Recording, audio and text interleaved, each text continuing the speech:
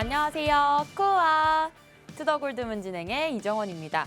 장 중반 뉴욕 증시가 매파적 통화 정책 우려로 좀 후퇴를 했습니다. 따라서 암호화폐 시장들도 같이 하락을 하고 있는데요. 파월은 어제 연설에서 또 스테이블 코인 감독과 규제가 좀 필요하다고 했습니다. 계속해서 달러 강세가 좀 유지되는 상황인데요. 이런 상황 속에서 오늘 어떤 자세로 투자에 임하면 좋을지 오늘 전문가님들 모시고 얘기 나눠보도록 하겠습니다. 먼저 우리들의 코인을 지켜주시는 코인가드님 모셔볼게요. 안녕하세요. 네, 안녕하세요. 네, 반갑습니다. 여러분들의 든든한 코인 보디가드, 코인가드 전문가입니다. 자, 우리 최근에 나스닥 지수가 상당히 안 좋죠. 미국 증시도 계속 내려가고 있고 이런 상황에 우리 비트코인 항상 나스닥의 이런 움직임을 쫓아내는 비트코인이 좀 움직임이 좋아졌다라고 좀 말씀드리려고 했는데 지금 방금 보니까 또 마이너스 한 2 정도의 하락을 보여주고 있습니다. 자, 우리가 이제 파월 연설이 끝나고 나서 갑자기 이제 급락을 했고, 이게 급락을 한 와중에서 여러분들 비트코인만 빠졌어요. 그러니까 알트코인보다도 어떻게 보면 비트코인의 흡성대법으로 확 올라갔던 게 빠졌다라고 좀 말씀을 드리고, 우리가 이렇게 이제 뭘 하다가 이제 상대방한테 칭찬하는 경우가 있잖아요. 너 뭐 잘한다 이렇게 얘기를 하면은 그때 당시에 갑자기 또 이제 뭘 하다가 못하게 되는 경우가 많이 나오는데 지금 비트코인이 그런 것 같아요. 이렇게 상승으로 간다 이렇게 얘기를 하니까 또 어떻게 보니까 갑자기 또 이렇게 내리는 모습을 보여주고 있습니다. 자, 그래도 여러분들 지금 이런 상황에 조금씩 담아가면 된다라고 저는 생각을 하고요. 이런 갑자기 이 하락이 나온 게 아니고 어떻게 보면 예견된 하락이 아니었나라고 좀 생각이 들기도 합니다. 그래서 지금 알트코인들 지금 보면 많이 내려와 있는 것들도 있고 또 버텨주고 있는 위믹스나 세타필 이렇게 좀 버텨주고 있는데 이러한 상황에 여러분들 알트코인들 진짜 잘 고르셔서 투자를 하셔야지 수익이 날 수가 있다라고 좀 말씀드리면서 마무리하도록 하겠습니다. 네, 비트코인은 어제 상승분을 좀 반납하는 모습 보여주고 있는데 하지만 위믹스나 세타퓨엘 같이 아직 좀 버티고 있는 좀 좋은 코인들이 있으니까요. 그러한 옥석들을 가려내는 시간이라고 보시면 좋을 것 같습니다. 계속해서 우리 비트필승님 모셔볼게요. 필승, 안녕하세요. 네, 안녕하세요. 비트코인 지금 빠지고 있는데 어제 같은 경우는 이제 미증시 이제 동반되지 않고 디커플 현상으로 비트코인은 이제 어제 강한 반등세를 보여줬었다. 그런데 제가 무의미하다라고 말씀을 드렸습니다. 왜? 지금 시황 쪽으로 악재성 해소도 안 되고 있고 받쳐줄 만한 호재 예정되어 있는 것도 없고 이런 상황이다 보니까 차트적인 관점을 봤을 때도 강한 지지대 구간에서 이제 기술적인 반등 혹은 가바닥이 확인되지도 않고 있는 선상에서 매물대가 동반되지 않는 상승폭이기 때문에 이게 제 말뿐만이 아니었고 이제 우리 비트 상승분에 비해서 우리 알트들 힘을 못 쓰고 있죠. 그 말은즉슨 그만큼 이제 거래 유입이 자금 유입이 되지 않고 있다라는 걸 보여주고 있습니다. 반대로 오늘 같은 경우에 있어서도 당연히 코스피, 나스닥, 이제 미증시가 빠지다 보니까 코스피, 우리 한국 증시는 더욱더 당연히 안 좋을 수밖에 없어요. 외국 자산이 나가다 보니까. 우리 암호화폐 시장도 이제 어제에 비해서 이제 반대로 빠지고 있는데 이것 또한 우리가 우려할 필요가 없다라고 말씀을 드리도록 하겠습니다. 왜냐면 지금 우리 하루 이틀 코인 시장에 투자하신 분들이 아닌 이상은 특히 이제 2015년도 아니고 2017년도, 18년도에서 투자를 진행하시는 분들이라고 한다면 지금 하락폭은 아무것도 아니라는 걸 아실 거라 생각이 되어지고 있습니다. 일단 지금 우리는 증시처럼 하루에 등락폭이 30% 제한이 있는 것도 아니고 제도권 안에 들어오지 않은 만큼 그만큼 이제 변동폭이 크다. 그리고 기간도 우리의 예상보다 훨씬 겉돌 수 있다. 길어질 수 있다. 하지만 여러분들은 그 리스크 이제 하이리스크 하이리턴을 바라시고 시장에 뛰어든 만큼 지금 시장에서 언제까지 떨어지냐, 얼마까지 떨어지냐, 언제 올라가냐 이것만 하루하루 매번 보지 마시고 시황적인 부분을 보시면서 거시적인 시장을 보시면서 시나리오 적용하시고 나서 정확한 지지대 구간이 어디인지 파악을 하시면서 이제 시나리오 대응 대비책을 전략을 세우시길 바라겠습니다. 네, 정확한 규제안이 따로 나오진 않았기 때문에 계속해서 변동폭이 좀 크게 보일 수 있는 시장이라는 점 인지하셨으면 좋겠습니다. 저는 계속해서 코인 소식 같이 볼 텐데요. 같이 화면 보시겠습니다. 네, 비트코인 신속 결제 업체인 스트라이크가 8천만 달러를 조달받았다는 소식입니다. 웬디스와 스타벅스에서 결제가 지원됩니다. 네, 다음으로 미국 연준 의원이 줄줄이 매파 발언을 잇고 있습니다. 미국 달러와 국채 금리는 좀 강세로 전환이 되었는데요. 연준에서 계속해서 강력하게 인플레를 잡겠다는 의지를 보이고 있습니다. 금리 인하 좀 빠른 시일에 기대해 볼 수는 없을 것 같은데 필승님 좀 어떻게 생각하시나요? 네, 뭐 우리 이번 금리 인상 발표 때도 그렇고 이번에 매파적인 발언도 마찬가지로 우리들이 이미 예상을 했었죠. 0.75%냐 1%냐 사람들이 그것만 눈여겨봤었는데 제가 이제 중요한 포인트로서는 0.75%가 됐건 1%가 됐건 단기적인 등락폭만 보일 뿐 가장 중요한 것은 동반되는 발언이다. 왜냐? 이번 9월 달에 있었던 금리 인상이 마지막 자이언트 스텝일 것이다라는 기대감이 있었기 때문에 근데 발표가 되면서 제가 분명히 말씀드렸던 것은 0.75%가 나오더라도 향후에 지금 인플레이션 수치가 잡히지 않을 것으로 전망되면서 우리들은 고금리를 단행할 것이다. 마지막 자이언트 스텝이 아닐 것이다. 이런 발언이 동반되면은 선반영되었던 지수만큼 이제 되었음에도 불구하고 추가적인 하락이 진행이 또 될 것이다라고 말씀을 드렸었어요. 우려했던 발언이 동반이 실질적으로 그러니까 발표가 있었고 이번에 있어서도 매파적인 발언 당연할 수밖에 없다고 생각합니다. 지금 일단 2달 전부터 한국도 마찬가지고 미국도 이제 2달 전부터 이제 고점 인플레이션치를 찍고 나서 2달 동안 연속 하락을 보이고 있지만 이 모습은 좋죠. 하지만 중요한 것은 이게 지속되지 못하고 인플레이션 제대로 잡아주지 못한다. 언제나 가능성은 100%는 없지 않습니까? 그러다 보니까 제롬 파월 입장에서도 마지막 한 발이었을 만큼 또 마지막 한 발로 주길 자신들을 바라는 만큼 분명히 이제 이 마지막 한 발 9월 금리 인상 발표 전에도 공포성을 조정하고 발표되고 나서도 엄청난 지속적인 공포성을 조정할 것이다. 왜냐하면 사람들의 심리 자체가 선반영이 되고 있고 기대를 하고 있고 요새 사람들이 이제 우리 여러 매체를 통해서 어느 정도 이제 일반적인 투자자들 그리고 이제 투자하시지 않은 분들도 기사를 보면서 어느 정도 예측을 한다 이겁니다. 그래서 미리 또 선 기대감에 의해서 이제는 고금리 단행을 진행하지 않는다. 이제 투자 시장 살아난다. 그래서 이제 무지성으로도 접근을 하다 이런 식으로 하다 보면 이제 정확히 돈이 흘러 들어가야 돼야 될 부분에 들어가지 못하고 이상한 투자 시장에 빠졌다가 또 거기에 물리고 또 그러다 보면 이제 부동산 투매가 시장이 나오는 것처럼 우리 투자 시장에서도 그런 식까지 이제 연결 지어지다 보면은 결과적으로는 모두에게 전 세계적으로 좋지 못하기 때문에 이제 제롬 파월 입장에서 지속적으로 이제 우려성 그러니까 이제 최악의 상황을 생각하면서 지속적으로 매파적인 발언이 앞으로도 동반될 것이다라고 전망이 되면서 너무 크게 우려하지 않아도 된다. 단기적으로는 이렇게 정리해드리도록 하겠습니다. 네, 다음 소식 같이 보겠습니다. 네, 파월이 디지털 달러 발행을 아직 결정 안 했다는 입장입니다. 보다 적절한 암호화폐 규제는 필요하다고 밝혔습니다. 네, 마지막으로 검찰이 테라루나 권도영 가상자산을 388억 동결했습니다. 권도영 지금 인터폴 적색 수배가 내려진 상태인데 좀 이거를 권도영을 체포하기는 아직 좀 멀은 건가요? 일단 자산이 동결됐다는 것은 좀 긍정적인 신호로 볼 수 있을 것 같은데요, 필승님. 네, 뭐 당연히 좋은 거라고 볼 수가 있겠죠. 근데 이제 뭐 제가 뭐 변호사는 아니라서 제가 뭐 정확히 법 쪽은 모르겠지만 일단 뭐 사기나 기망 행위 그리고 유사수신까지 더불어서 어떠한 이제 법적 이제 판결이 내려질지는 모르겠습니다. 일단 388억 원 동결 좋습니다. 하지만 이제 모든 자산을 이제 뺏진 못하고 있죠. 왜냐면은 일단 이제 이게 권도영이 이제 현재 사기도 아닌데 사기로 판결 지어지도 않았는데 모든 자산을 뺏을 수도 없고 어차피 일부분이라도 이렇게 동결 지어졌다. 좋은 모습을 좋은 모습이라고 생각을 합니다.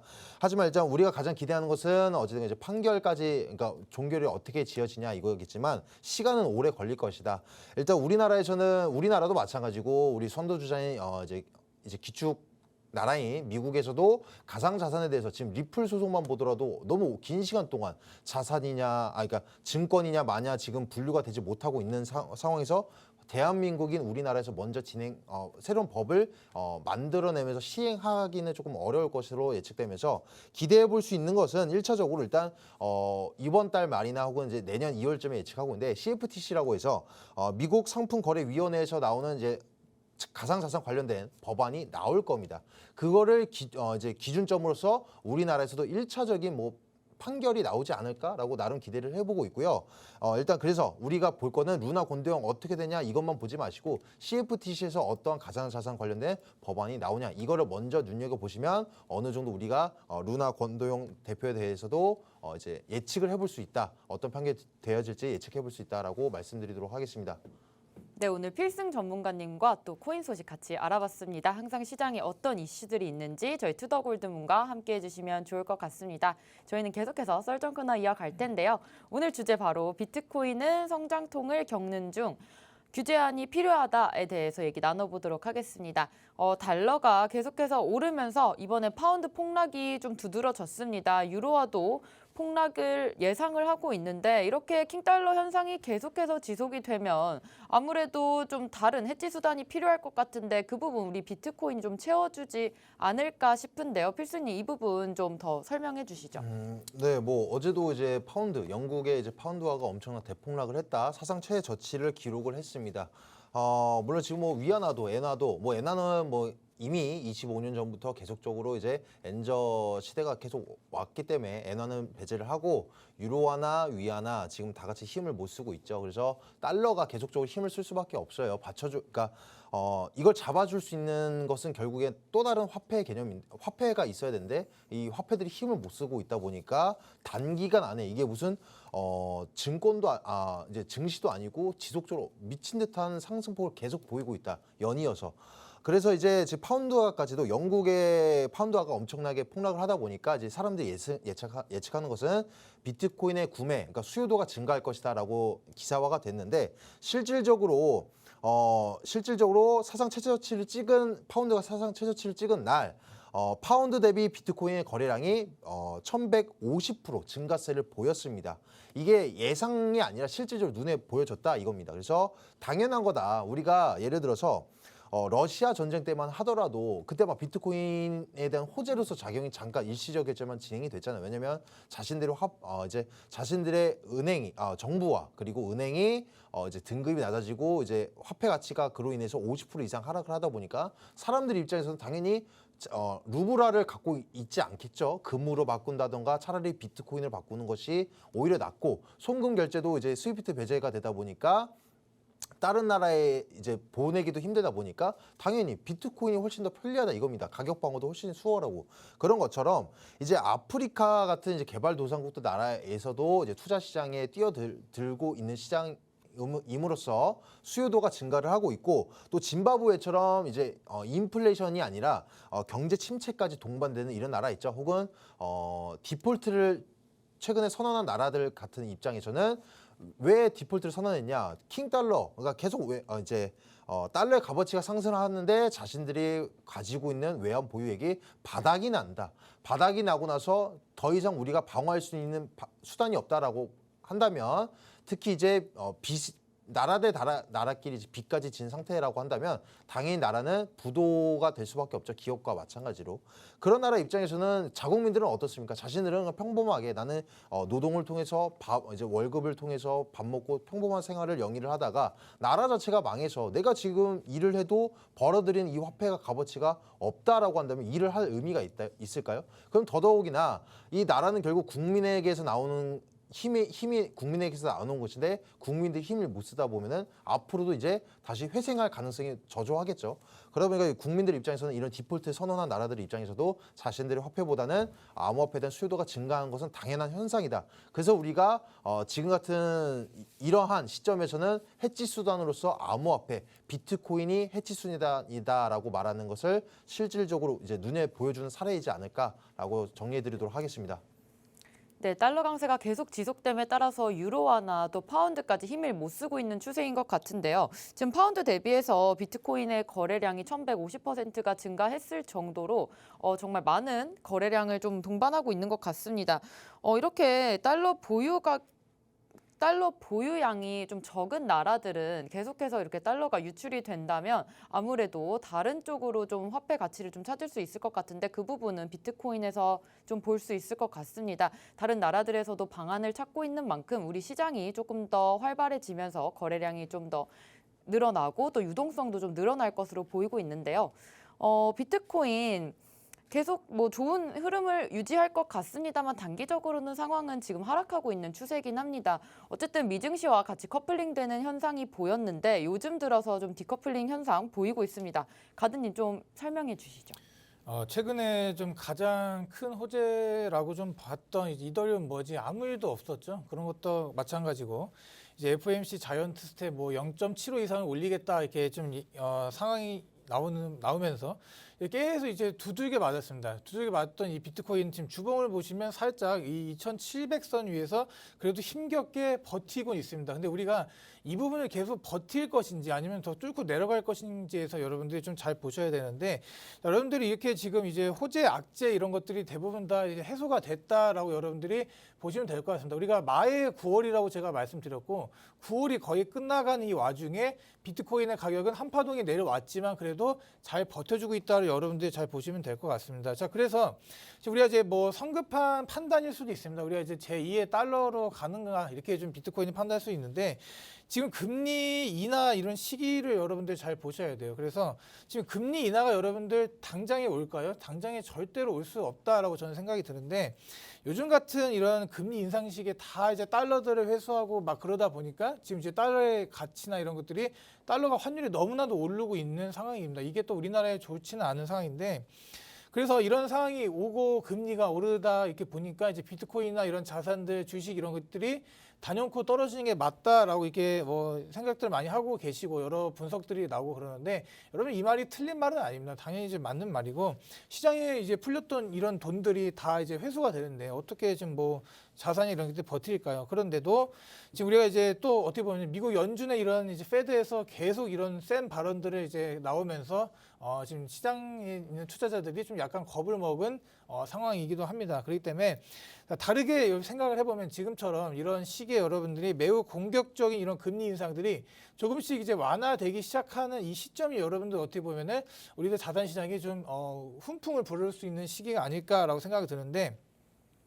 자, 우리가 이제 그 완화될 시기는 언제인지 몰라요. 근데 단연코 이번 연도는 아니겠죠. 그런데 어떻게 보면 현재 이제 5번의 금리 인상이 총 진행이 됐습니다. 근데 이런 걸 보면은 앞으로도 이렇게 계속 금리를 인상에만 갈 수는 없다라는 걸 여러분도 잘 아실 거고, 이런 상황이 여러분들 적극적인 매수를 권하기보다는 그래도 조금씩 모아가는 게 좋지 않을까라고 좀 말씀을 드립니다. 지금 많이 떨어졌어요. 비트코인이나 마이트코인이나 이런 것도 보면은 우리가 이제 월봉을 켜보거나 이제 주봉을 켜볼 시에 이제 쭉 뒤로 이제 가게 된다면 거의 우리 뭐 태초 말이라고 했던 이제 비트코인 시작 가격과 이제 코인들, 알트코인들을 이제 비교해 보면 비슷한 부분들이 많습니다. 그렇기 때문에 여러분들 이제 무조건적으로 제가 금리 인상하니까 떨어진다, 인하한다니까 올라간다 이렇게 생각하지 마시고, 지금 여러분들이 집중하셔야 될 거는 단연코 올라가지 않은 코인들 중에서 여러 상승 동력이 뭐가 있는가를 잘 찾아보셔야 됩니다. 그렇기 때문에 지금 지켜주는 모습, 또 고점 대비 70% 이상이 하락한 이 시점에 여러분들이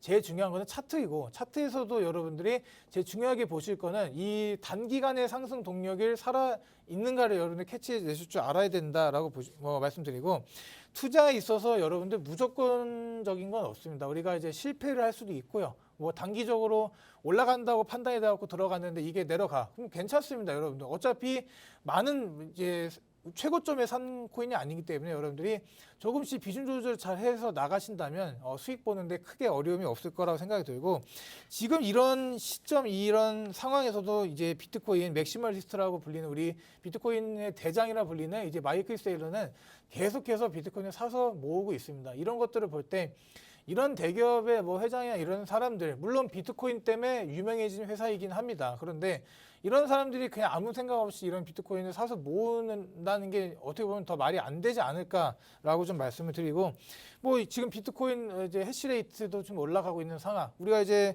다시 한번 이제 뭐 이더리움의 채굴자 얘기도 좀 해보면, 비탈리 부테린 얘기 좀 해보면, 우리가 이제 초반에 자기 이제 이더리움이 유명해지기 전에 자기 코인 좀 막 채굴해달라고 막 이게 아시아 국가를 방문해갖고 무슨 이상한 뭐 삼겹살집 이런 데 가갖고 막 그게 하고 그랬었어요. 그런 것들 보면은, 자, 우리가 이제 항상 개구리 뭐 올챙이적 시절이 있었다 이런 것도 여러분들 알 수 있듯이, 지금 어떻게 보면 다시 한번 재도약을 하기 위해서 웅크려 있는 상태라고 보시면 됩니다. 지금 비트코인이 갑자기 어제 막 빠졌다고 해서 이제 뭐 끝난 거 아닌가 할 게 아니라, 주봉상 보시고 지지해주는 이 부분이 잘 지지가 되고 있는 걸 보시고 좀 판단하시면 될 것 같고, 지금 어제 뭐 파월 연설로 인해서 어제 또 많은 대한 얘기가 있었어요. 비트코인에 대한 얘기도 많이 했고, 뭐 CBDC도 뭐 당분간은 이렇게 만들지 않겠다 이렇게 여러 가지 좀 말을 해줬는데 좀 뭐 시간상 제가 좀 뒤에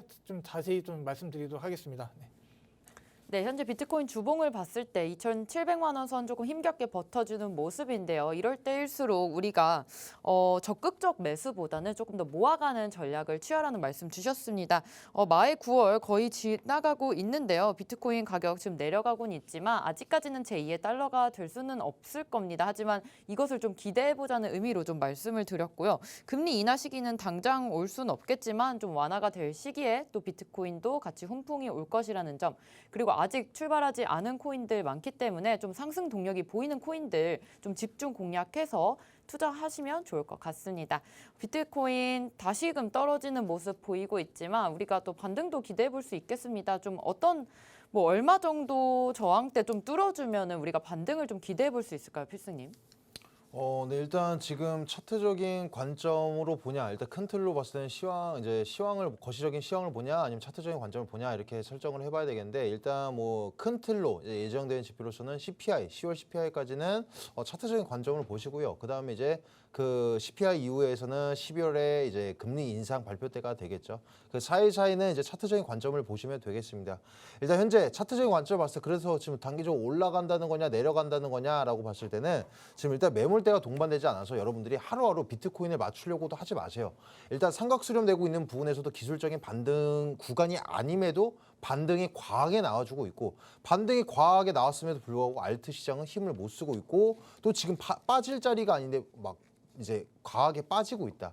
그러니까 매물대가 동반이 되지 있기 때문에 의미가 없는 등락폭이라고 말씀을 드릴 수가 있겠습니다. 일단 단기적인 관점에서는 일단 어느 정도 이제 횡보 구간이 나와줘야 됩니다. 안정적으로 진행하시기 위해서는 지금 만약에 저는 떨어질 것 같아 맞추면 좋겠지만, 제가 여러분들한테 투자 관점으로서 안정적 대중적으로 말씀을 드린다라고 한다면 일단 어느 정도 횡보 구간이 나와줘야 된다. 그리고 나서 그 횡보 구간에서 가바닥을 만들어주고 나서는 일단 큰 틀로서 10월 CPI 때까지는 2580선 위에서 놀아날 가능성이 매우 크다라고 말씀을 드렸었죠. 그래서 그 위에서 놀아나는데, 그 위에서 놀아남에도 불구하고 변동성이 적지만 그 변동성이 적은 거 안에서도 이 물결, 그러니까 우리가 이 등락폭을 맞춘다라고 한다면 짧은 스캘핑 혹은 단타로서도 수익을 낼 수가 있습니다. 하지만 지금 확신성을 갖고 진행할 수 없으니까 어느 정도 횡보 구간 지나고 나서 가바닥 보이고 가저항대가 보이고 그 안에 변동성을 노려보시길 바라겠고, 또 일단 지금 이제 의미가 만약에 제가 그 10월 때까지는 2580선을 유지해 준다라는 거네요. 100% 확신하나요?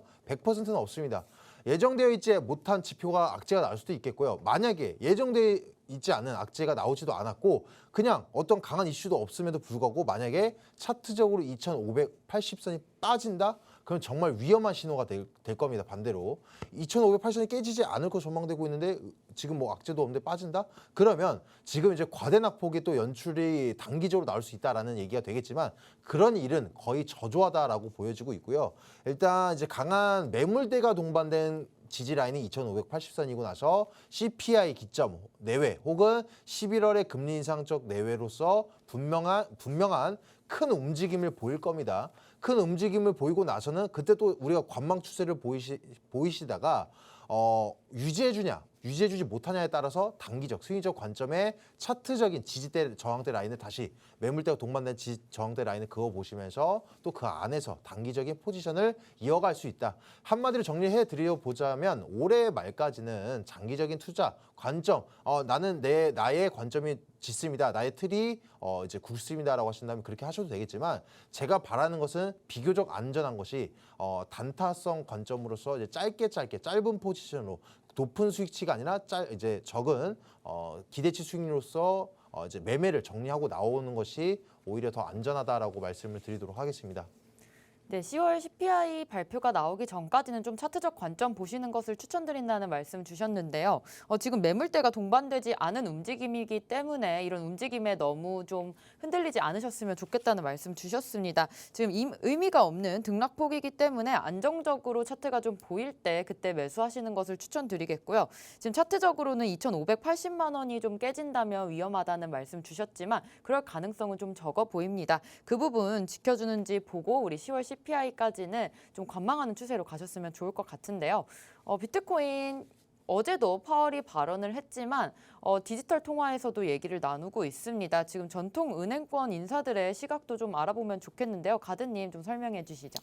앞에서 이제 전문가님께서 말씀해 주신 것처럼 지금 현재는 제일 중요한 게 이제 거시적 이런 상황도 중요하지만 단연코 여러분 차트 공부를 많이 하셔야 됩니다. 진짜 이런 거시적 상황은 많이 정해져 있어요. 어떻게 갈 것이고 어떻게 이 상황이 금리가 계속 올라갈 것이고 이런 거에 대한 여러분은 어느 정도의 이제 그런 윤곽들은 나와 있습니다. 그런데 우리가 이제 여러분들 이런 투자를 하신 이유도 이런 거시적인 거를 막 공부를 해서 하는 게 아니라 수익을 내야 되잖아요. 수익. 우리가 이제 코인 투자를 한 이유가 여러분들의 자산을 올려가야 되기 때문에 여러분들이 지금은 차트 공부에 좀 더 열심히 비중을 좀 두어야 되지 않나 저는 생각이 들고요. 자, 어제 같은 경우도 이제 파월이 얘기한 게 뭐냐면 이제 중앙 디지털 화폐 CBDC 이런 것들도 최소 2년 정도는 걸릴 거기 때문에 이런 준비적인 과정에서 좀 철두철미하게 해야 된다 이런 얘기를 좀 했고 이제 백악관 의회 이런 이제 정부적인 차원에서의 그런 지원도 필요하다 이렇게 얘기 좀 한 상황이기도 하고 또 어떻게 보면 이제 제일 중요하게 얘기를 한 게 암호화폐에 대한 좀 여러분 이런 규제가 좀 필요하다라고 얘기를 했습니다. 이제 암호화폐는 이런 이제 파월 연준 의장에서 입에서 나올 정도로 이제 어느 정도 파급력이 있는 이제 가상 자산이 됐습니다. 자산을 넘어서 우리들의 진짜 자산이 되는 이제 순간이 좀 오고 있기 때문에 여러분들이 지금 암호화폐 투자한다고 이제 누가 옆에서 뭐라 안 할 거예요. 누가 이제 코인 투자한다고 해서 좀 어르신들 이렇게 분들이 와갖고 무슨 도박한 이런 얘기를 여러분들이 들을 날이 이제 얼마 이제 남지 않았다는 겁니다. 그렇기 때문에 좀 투자하시는 거에 대한 자부심을 가지시고 좀 투자하시길 바라겠고, 자 그래서 좀 간단하게 좀 요약을 해볼게요. 좀 요약을 해보면. 자, 이런 좀 안전장치가 좀 필요하다는 겁니다. 우리가 이제 루나테라나 이런 사건이 일어나면서 여러 이제 투자자들이 피를 본 것처럼 이런 알고리즘 스테이블 코인이나 이런 것들을 좀 손봐야 된다라는 좀 의견이 많이 나온 것 같고, 이런 상태에서 지금 디지털 자산으로서의 안정적인 이제 이런 구축이 필요하다 이런 얘기도 한 거 보면은 어떻게든 이 지금 제도권으로 들어오려는 좀 노력을 하는 것 같고, 우리가 2021년 불장 때 이전만 하더라도 이런 제도권인 사람들의 발언 자체를 보면은 이런 발언이 나오지 않았습니다. 그러니까 2021년 이 불장을 보고 나서 이 사람들도 깨달은 것 같아요. 이게 미래의 먹거리가 되겠구나, 미래에 우리들의 돈벌이가 되겠구나라는 것도 좀 깨달은 것 같기 때문에 이러한 지금 연준 의장도 이제 발표를 하고 좀 그런 것 같습니다. 그래서 1년 안에 이제 연준에서는 이제 은행 계좌에서 직접적으로 지불 가능한 즉시 결제 시스템을 개발할 것이다. 이런 것들 보면 다 코인과 연관되어 있습니다. 그래서 여러분들이 결제 관련 코인들을 한번 잘 보시길 바라겠고, 비트코인 지금 현재 아까 좀 내려왔지만 다시 회복세를 슬쩍 보이고 있어요. 그렇기 때문에 이런 가상자산 이제 투자자들의 유입도 조금씩 늘어나고 있습니다. 대한민국에서 이 비트코인이라는 걸 모르는 사람이 없을 정도로 지금 이 가상자산이 뜨거웠었지만 그 열기가 살짝 죽어 있는 상태인데, 이런 열기는 여러분들 반감기에 대한 이슈도 지나고 그러다 보면은 다시 한번 큰 불장이 오면서 엄청난 또 펌핑이 일어날 거라고 저는 생각이 들기 때문에 여러분 걱정하지 마시고, 지금 단기적으로 이 주식시장이 너무 안 좋다 보니까 그런 자금들이 이 비트코인장으로 단기적으로 흘러왔던 게 다시 또 흐지부지 되는 단계라고 생각하시면 될 것 같습니다. 지금 다른 나라들 싱가포르 이런 나라의 지금 통화 당국을 좀 보면은 나는 크립토 통화는 어떠한 상황 가치도 생각하지 않는다, 이렇게 좀 안 좋게 얘기를 하는 거를 좀 볼 수도 있어요. 그렇기 때문에 아직까지 유럽 중앙은행도 마찬가지고 모든 나라 전 세계에 이미 이 마인드가 우리 코인이나 이런 크립토 시장에 오픈되어 있는 건 아닙니다. 그렇기 때문에 앞으로 우리가 여러 시행착오가 진행이 될 것이고, 이렇게 시행착오가 이제 진행되는 와중에 여러분들 코인 가격이 많이 흔들릴 수밖에 없다라고 저는 생각이 들고, 그래도 여러분들 지금 투자하고 계신 이 방향성은 절대로 틀리지 않고 잘 투자하고 계시다라고 좀 말씀드리고, 쉽게 손절하지 마시오. 쉽게 손절하는 그런 습관을 버리시고, 여러분들의 이 계좌에 있는 이 총 매수의 총 코인 개수가 우리가 이제 3개월 전이나 한 달 전이나 이때보다 조금씩 늘어가는 이 과정, 이 기쁨을 여러분들이 누리시면서 투자하시게 된다면 여러분들이 원하는 경제적 부를 좀 빨리 이루지 않을까라고 저는 생각을 드립니다. 네.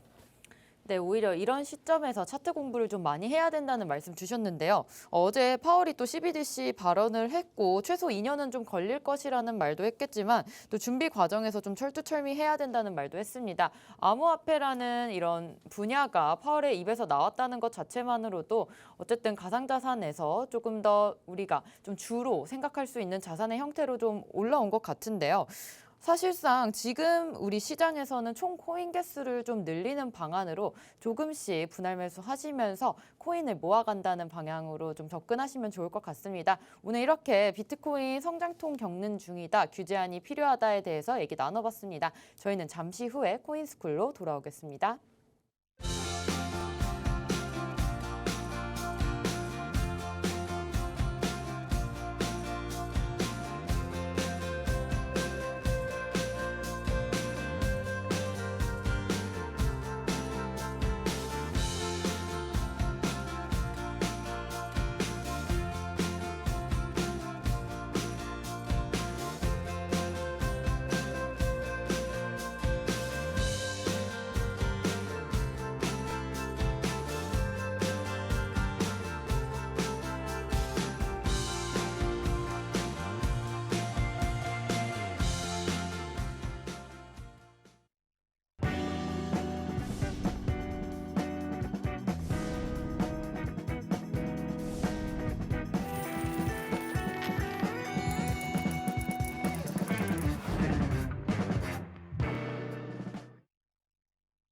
네, 오늘은 코인스쿨 시간입니다. 오늘은 필승 전문가님께서 또 투자 전략과 또 눈여겨볼 섹터에 대해서 얘기해 주실 겁니다. 오늘 강의로 많은 정보 얻어가셨으면 좋겠습니다. 필승 전문가님 모셔볼게요.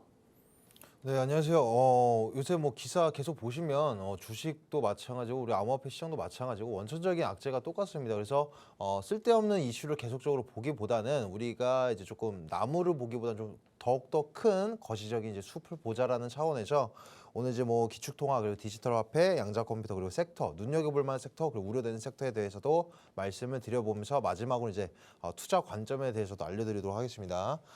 일단 먼저 제가 오늘 가지고 온 것은 이제 기축통화다. 이거 기존에 말씀을 드렸었는데 우리 20세기에서 가장 뛰어난 수출품, 가장 큰 수익을 안겨주고 가장 대단한 수출품이 무엇이냐? 바로 달러다. 달러가 뭐냐고 말씀을 드렸을 때는 뭐 미국에서 만들어낸 달러, 한국에서 만들어낸 것은 원화 뭐 이렇게 얘기를 하는데 맞습니다. 결국에는 어느 나라에서 찍어낸 것이고 그 이름의 차이일 뿐이지만 미국에 갖고 있는 영향력이 엄청나죠.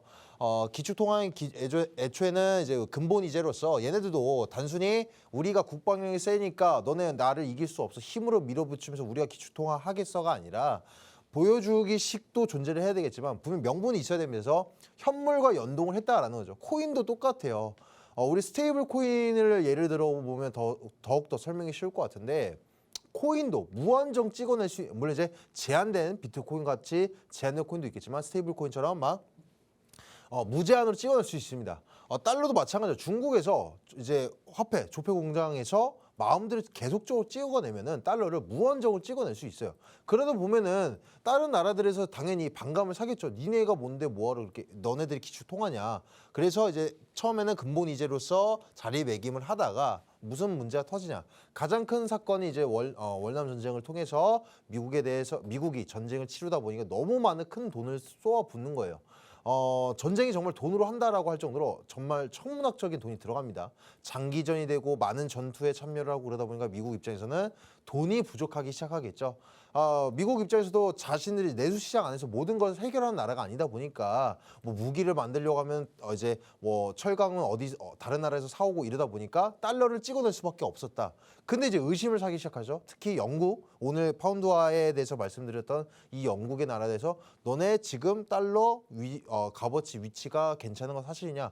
맞냐라고 했을 때 맞다라고 했다. 그래서 그러면 너네들이 말이 사실이라면 우리가 너네가 찍어낸 달러를 돌려줄 테니 그에 해당되는 근본 이제니까 해당되는 이제 금을 갖다 달라. 그러다 보니까 울며 겨자 먹기로 금을 주다 보니까 들통이 나기 시작을 했다. 그래서 기축통화를 계속적으로 잡아가고 싶은 것은 미국 입장인데 어떻게 되냐? 바로 페트로달러. 이제 현물을 금이 아닌 이 석유에다 연동을 시켜버리는 겁니다. 석유를 이제 이제 석유를 사지 않고 혹은 석유 없이 지낼 수 있는 나라가 전 세계적으로 거의 없죠. 거의 없습니다.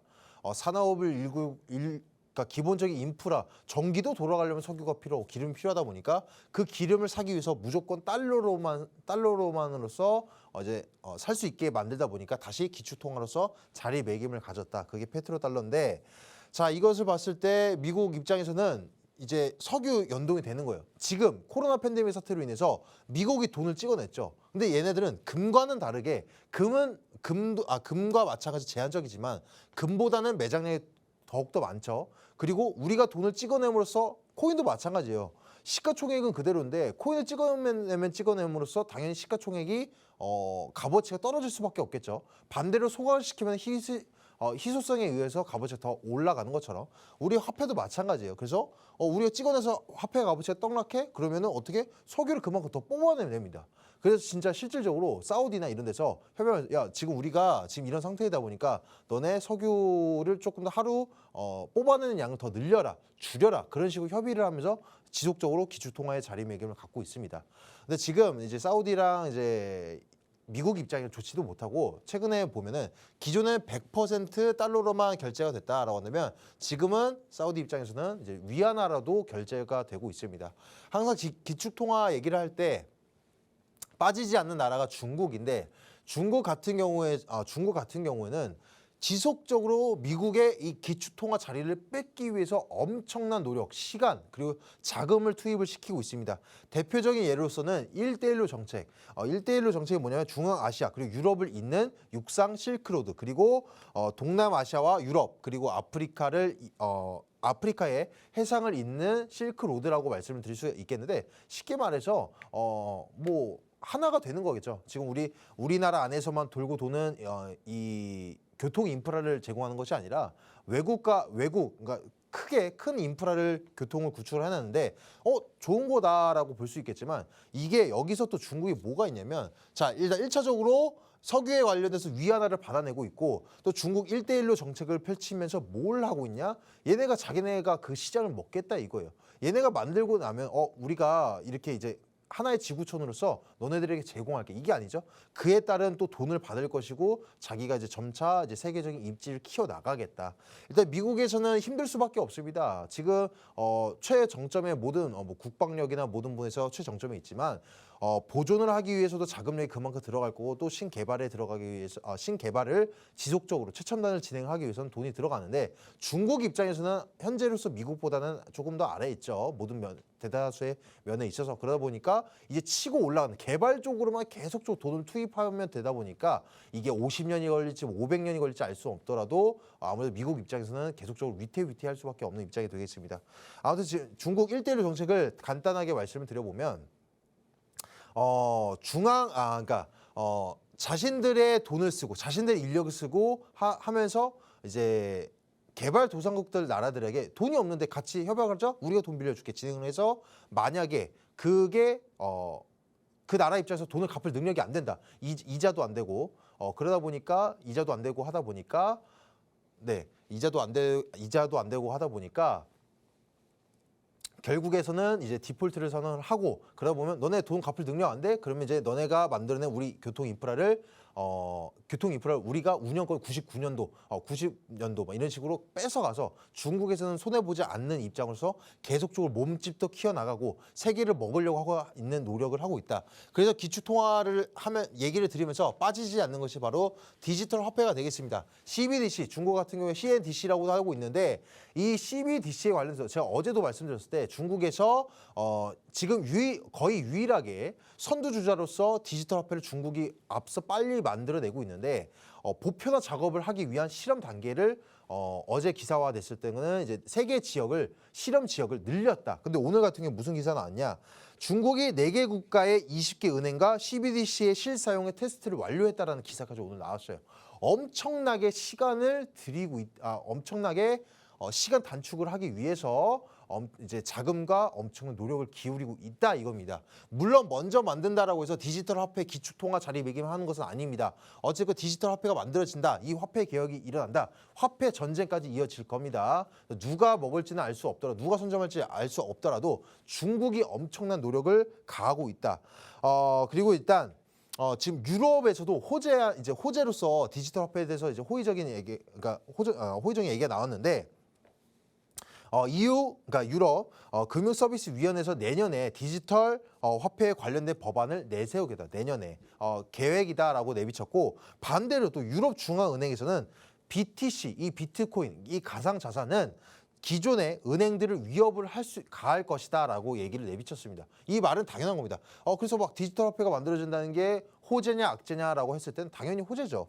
보시면 지금 아까 말씀드렸을 때 지금 이렇게 디폴트 선언이 되거나 이런 세계 경제가 위험하고 특히 자신들 화폐 값어치가 이제 떡락하는 입장에서는 해지 수단으로서 암호화폐에 대한 수요가 증가를 하는데 이게 바로 그게 맞다라는 겁니다. 유럽도 결과적으로는 디지털 화폐를 만들겠다라고 하면서 제도까지 만들어내겠다. 지금 어제 입장을 발표를 하는 거예요. 그런데 그 와중에 비트코인이 자신들의 값어치를 위협을 가한다? 디지털 화폐와 가상자산의 차이점은 결과적으로 일단 본질적인 개념이 똑같습니다. 블록체인, 노드를 통해서 블록체인을 이용해서 보안성, 확장성, 미래 가치성까지 만들어내는 것은 똑같으나 정부나 은행에서 만들어낸 것은 디지털 화폐이고 사기업이나 혹은 개인이 만들어낸 것이 바로 가상자산이다. 그러니까 결과적으로는 정부나 은행에서 찍어냈으니까 우리 건 믿을만 하고 너네들은 믿음직하지 못한 어떤 개인이 만들어낸 것이기 때문에 가상자산은 위험하다, 안 된다 이런 식으로 얘기를 한다는 것은 말이 안 된다라는 얘기겠죠. 똑같은 건데 자기네가 만든 건데고 남이 만든 건 안 된다? 말이 안 될 거고 일단 기존의 블록체인 기술이 왜 만들어졌냐라고 본질적인 의미를 생각을 해본다면 왜 만들어졌습니까? 기술력이 좋아서 단순히 만들어진 것이 아니라 탈중앙화가 가장 대표적입니다. 우리도 기존의 중앙체제 시스템을 벗어나서 정부와 그러니까 정부나 은행의 이제 이러한 우리가 지금 현재 익숙해져서 편안하다라고 느낄 수 있겠지만 여기 이 통제권을 벗어나서도 우리끼리 신뢰성을 입힐 수 있는 시스템을 화폐를 만들기 위해서는 블록체인 기술이 만들어진 것이다. 그리고 그 블록체인 기술에서도 신뢰성을 입히기 위해서 그러니까 그게 바로 탈중앙화적인 부분인데 탈중앙화적인 메리트가 바로 블록체인인데 블록체인으로 만들어낸 것이 디지털 화폐이면서 가상자산을 자꾸적 부정적인 의미를 내세우는 것은 이것은 말이 앞뒤가 맞지 않는다라고 말씀을 드릴 수가 있을 것 같아요. 그리고 자 디지털 화폐가 만들어짐으로써 화폐 개혁이 일어나고 화폐 전쟁이 일어날 수 있다라고 말씀드렸는데 이것을 또 한번 크게 뒤엎을 수 있는 것이 바로 양자 컴퓨터가 되겠다. 자, 양자 컴퓨터 같은 게 제가 여러 번 말씀을 드렸었는데 일단 컴퓨터는 이진법으로서 0과 1, 모든 정보를 0과 1로서 정보 처리를 합니다. 이것을 비트라고 하는데 0과 1을 동시에 해결할 수 있는 것이 양자 컴퓨터다. 그러니까 쉽게 말해서 빠른 컴퓨터가 나와준다 이거예요. 뭐 슈퍼컴퓨터와 비슷하다라고 볼 수 있겠지만 기존의 컴퓨터는 전혀 다르다. 기존의 컴퓨터는 정보 검색을 하기 위해서는 한 가지 처리하고 또 다른 한 가지 처리하고 이런 식으로 속도가 누가 더 한 가지를 빨리 처리하냐겠지만 한 번에 여러 가지를 정보를 처리할 수가 있겠습니다. 그 말은즉슨 이제 검색이 빠르고 또 이제 일반 예를 들어서 이제 도로 우리가 신호를 부산에서 서울까지 올라간데 이 신호 계산을 했을 때 지금 컴퓨터로도 계산은 됩니다. 되는데 너무 힘들고 너무 많은 정보를 입력을 해야 되고 너무나 긴 시간이 걸리지만 양자 컴퓨터는 순식간적으로 해결이 가능하다. 그 말은즉슨 우리가 이런 교통 인프라나 검색 이런 단순한 부분이 아니라 모든 문제점에 있어서 최효율을 낼 수 있는 시간 단축, 최고의 해결점을 내줄 수 있는 것이 바로 양자 컴퓨터다. 근데 이 양자 컴퓨터가 만들어지는 게 우리 디지털 화폐나 가상자산에 있어서 어떠한 큰 지표가 왜 되나요? 라고 했을 때는 이게 만들어지면 지금 우려성이 많이 나오고 있죠. 저도 여러 번 말씀드렸었는데 우리 비트코인이 뚫릴 수가 있다. 해킹에 당할 수가 있다. 실질적으로 이론적으로 현재 기술력이 구현되지는 않았지만 아직 개발 착수 단계에 있고 이제 완벽하게 구현하지 못한 양자 컴퓨터지만 향후에 정말 이론적으로 양자 컴퓨터가 완벽하게 만들어진다면 블록체인 기술 뚫릴 수 있습니다. 지금 컴퓨터로서는 이 노드가 생성되는 속도를 못 따라가고 노드가 많으면 많을수록 기존의 컴퓨터는 뚫을 수가 없다. 거의 뚫을 수 없다라고 말하고 있지만 양자 컴퓨터 속도가 워낙 빠르다 보니까 뚫릴 수 있지만 가상자산에 대해서만 부정적인 시각이 있는 게 아니라 우리 은행에서도 훨씬 더 쉽게 뚫릴 수가 있습니다. 오히려 또 뚫기가 쉽겠죠. 하나에 응축해 있는 이 중앙체제 시스템이 뚫기 쉽겠습니까? 아니면 여러 개 분산되어 있는 우리 가상자산에 암호화된 이런 자산을 뚫는 것이 더 어렵겠습니까? 단순히 당연히 답이 나오겠죠. 그래서 우리 가상자산에 있어서만 문제점은 아니라는 점, 그리고 분명히 만들어지면 그에 따른 또 다른 이제 보안 체계가 계속 활성화될 거라는 점, 이걸로 인해서 가상자산이 위험해진다, 그럼 값어치가 없어진다라고 한다면 우리는 당장 지금 무조건 현금으로 돈을 들고 계셔야 된다라고 말씀을 드릴 수가 있을 것 같습니다. 그래서 이어서 지금 섹터에서 눈여겨볼 만하고 또 이제 배제해야 될 섹터를 말씀드리도록 하겠습니다. 일단 가장 눈여겨볼 만한 것은 이제 P2E 섹터 그리고 디파이 섹터가 되겠는데, 결제 플랫폼 같은 경우 오늘도 알트에 대해서 여러 가지 호재들이 나오고 있어요. 근데 특히 결제 플랫폼에 대한 호재는 저는 조금 배제하도록 하겠습니다. 예를 들어서 최근에 이제 리저브 라이트라고 했죠. 우리나라는 업비트에는 상장되어 있지 않고 이제 비썸에 상장되어 있는 리저브 라이트 보시면 미국에서 밀어주고 있고 결제 플랫폼의 섹터가 맞습니다. 단기적으로 지금적으로 무조건 지금 최고점에 떨어진다, 없어진다 이 얘기는 아니지만 장기적으로 봤을 때는 없어지거나 혹은 위협받을 수 있는 것이 바로 결제 플랫폼입니다. 그 이유로서는 라이트닝 네트워크 시스템으로 인해서 굳이 결제 플랫폼인 알트코인을 쓰지 않더라도 이제 등락폭이 비교적 적고 신뢰성이 더욱더 굵은 바로 우리 비트코인으로서 결제가 가능한데 굳이 우리가 다른 알트코인 변동수 높은 코인을 쓰면서까지 결제를 우리가 진행할까? 저는 그러지 않을 확률이 높지 않을까. 물론 결제 플랫폼에서도 단순히 화폐 개념이 아니라 송금 수단이 있다. 그러면은 이제 사라지진 않겠죠. 다른 쪽으로 이제 우리가 이제 이 프로젝트 팀이 발전을 해서 다른 쪽으로 이제 전향한다라고 한다면 이제 살아남고 그 이상의 값어치를 만들어낼 수도 있겠지만 단순한 결제 화폐 개념으로서의 알트코인이라면 좀 위험할 수 있다는 점. 그리고 P2E 섹터는 단순히 게임, 지금 오늘 이제 특히 대장의 엑시 인피니티에 관련돼서도 왜 가격 방어가 되지 못하냐, 왜 힘을 쓰지 못하냐, 우리나라 위믹스도 왜 이렇게 힘을 쓰지 못하냐라고 했을 때는 이게 중요한 포인트가 될 겁니다. 지금 세계적으로 메타버스, NFT, 블록체인 기술에 대해서 엄청나게 정부 지원도 가해지고 있고 발전을 해 나갈 겁니다. 분명 사라지지 않을 전망이죠. 현재의 관점으로서는 향후 메타버스 사업이 엄청 커질 겁니다. 그 안에서 메타버스와 빼먹을 수 없는 것이 바로 이 P2E다. 물론 NFT도 마찬가지겠지만 일단 자 그러면 여러분 그러면 그게 50년이 걸릴지 100년이 걸릴지 모르는데 언제까지 P2E나 믿으라는 건가요? 그 다른 P2E가 만들어질 수도 있지 않을까요? 맞습니다. 그래서 단기적으로만 말씀을 비교적 장기적인 관점에 비해서 단기적으로 설명을 드려본다라고 한다면 지금 뭐 디폴트 선언된 나라들이 있죠. 그런 나라들 입장에서는 아까 말씀드린 것처럼 가상자산 자신들의 화폐보다 가상자산에다가 은행에 넣어놓은 것보다도 가상자산 비트코인 사놓는 게 오히려 안정감을 느껴야 합니다. 실질적으로. 그러다 보면은 그 나라 입장에서 자기가 일을 아무리 해도 지속적으로 화폐가 값어치가 하락을 하는데 일을 할 의미가 없다. 그럼 뭘 하겠습니까? P2E 섹터. 그 누구의 것도 아니고 그 누구의 나라 것도 아닌 이 P2E 섹터는 어느 나라가나 가든 환율이 존재하지도 않고 심지어 나의 나라 안에서 특히 이제 지금 많이 외환 보유액이 낮은 나라들 입장에서는 이제 훨씬 더 값어치가 보존성도 좋고 값어치도 훨씬 높다 보니까 수요도가 증가할 것이다.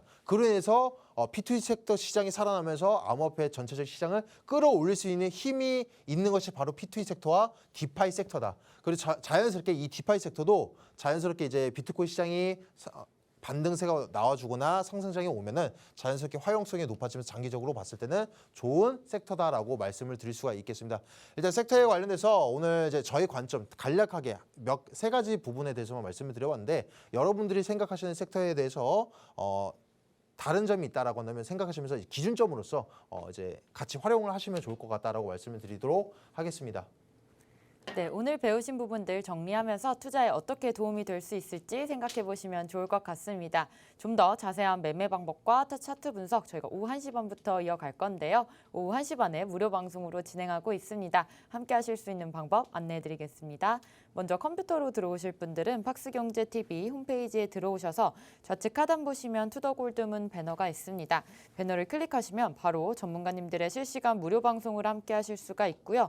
또 핸드폰으로 함께하고 싶다라고 하시는 분들은 여러분들께서 매일 쓰고 계시는 녹색 창에 투더골드문 검색하셔서 상단 링크 통해서 들어오시면 됩니다.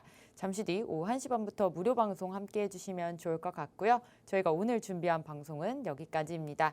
본 방송에서 제공하는 정보는 투자 판단의 참고 자료일 뿐이며 특정 자산 가치의 상승과 하락을 보장하지 않는다는 점 유의해 주시길 바라겠습니다. 저희는 다음 이 시간에 오겠습니다. 시청자 여러분 고맙습니다.